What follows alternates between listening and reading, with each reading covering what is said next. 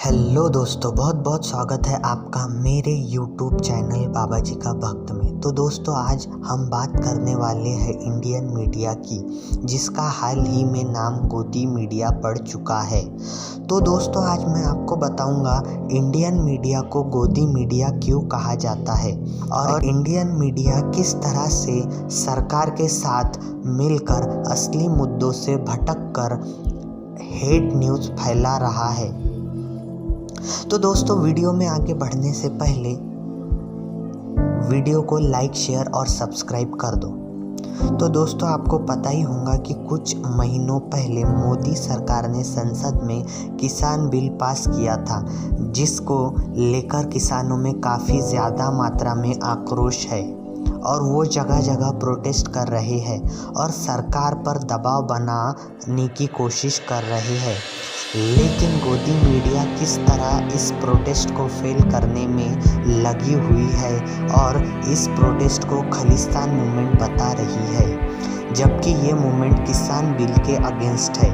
तो इस पूरी बात को समझने के लिए आपको मैं एक वीडियो बताऊंगा। तो आइए उस वीडियो को देखते हैं। आज की सबसे बड़ी खबर है किसानों का आंदोलन और हजारों किसान इस समय देश की राजधानी दिल्ली की तरफ बढ़ रहे हैं एक आंदोलन के तहत, और वो भारत सरकार का विरोध कर रहे हैं। लेकिन आज सबसे पहले हम आपको एक बयान सुनाना चाहते हैं, और ये बयान बहुत खतरनाक भी है और गंभीर भी है, इसलिए आप इसे गंभीरता से लीजिएगा। इससे आपको इस आंदोलन में शामिल लोगों की मंशा के बारे में पता चलेगा, क्योंकि इस आंदोलन में शामिल एक व्यक्ति ने, जब हमने उससे बात की, उससे जानना चाहा कि उसके मन में क्या है, क्यों आंदोलन कर रहे हैं और इस आंदोलन के पीछे उनकी मांगें क्या हैं, उनकी रणनीति क्या है, उनका रोड मैप क्या है, तो फिर उस व्यक्ति ने क्या कहा, यह सुनकर आप शायद घबरा जाएंगे।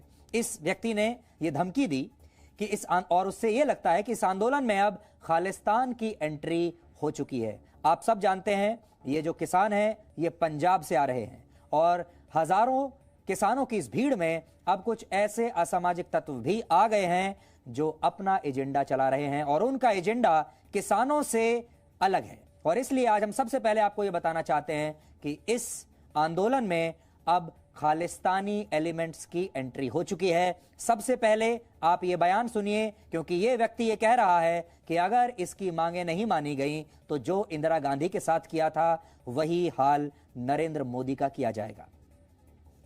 कब मीटिंग है? ये अभी 24 तारीख रखी हुई है ना, 3 दिसंबर को जो मीटिंग रखी। हाँ, तब तक आप यहीं पर यहीं रहेंगे? बैठे। जे उस पर भी कुछ हल ना हुआ फिर हम बैरिकेड तो क्या, हम तो इनको वैसे ही उड़ा देंगे।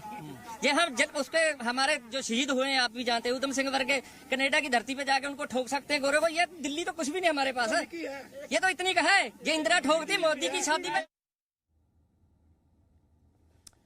तो ये कह रहा है कि जब इंदिरा गांधी को ठोक दिया तो मोदी की छाती पर भी ठोक देंगे। जो हाल इंदिरा गांधी का किया था वही हाल हम मोदी का करेंगे अगर उन्होंने हमारी बात नहीं मानी तो सकती, क्योंकि ये भाषा खालिस्तान की भाषा है। और अब इस आंदोलन से अहंकार की बू आ रही है, जैसा कि आपने अभी देखा होगा।